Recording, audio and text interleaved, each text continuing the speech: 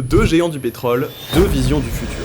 BP nous dit, le pétrole, c'est bientôt fini. Et l'OPEP répond, chill, il y en a encore pour des décennies. Alors, qui faut-il croire? Et surtout, à qui profite l'histoire qu'on nous raconte? Jeudi dernier, l'Organisation des pays exportateurs de pétrole a revu à la baisse ses prévisions de demande de pétrole à moyen terme. Mais elle assure qu'on verra aucun pic de demande avant longtemps. Pourquoi elle dit ça, alors que beaucoup d'autres acteurs du secteur disent le contraire? Parce que dire que le pétrole reste indispensable encore des décennies, ça rassure les investisseurs. L'OPEP mise sur la croissance de l'Inde, de l'Afrique, du Moyen-Orient, etc. Et ça, c'est bon pour les affaires.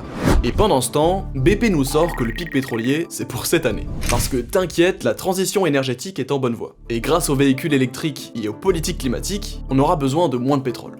BP est donc soi-disant un leader visionnaire, prêt pour un avenir sans énergie fossile. Rien à voir avec ces pétroliers traditionnels malhonnêtes qui nient la crise climatique. Bon, maintenant qu'on a écouté ce baratin, regardons les chiffres. Cette année, BP augmente ses investissements dans les énergies fossiles et réduit fortement ceux dans la transition verte.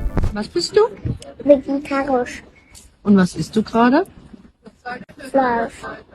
Aber das mache ich nur manchmal.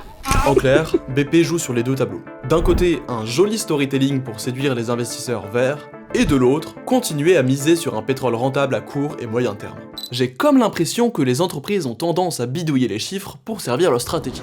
En attendant, le Chiffre Project, lui, voit un tout autre scénario. D'ici 2050, la production mondiale de pétrole va être divisée par deux. Et l'Europe, qui dépend principalement de ses fournisseurs, va forcément avoir moins de pétrole. Donc qu'on le veuille ou non, l'or noir va devenir plus rare chez nous.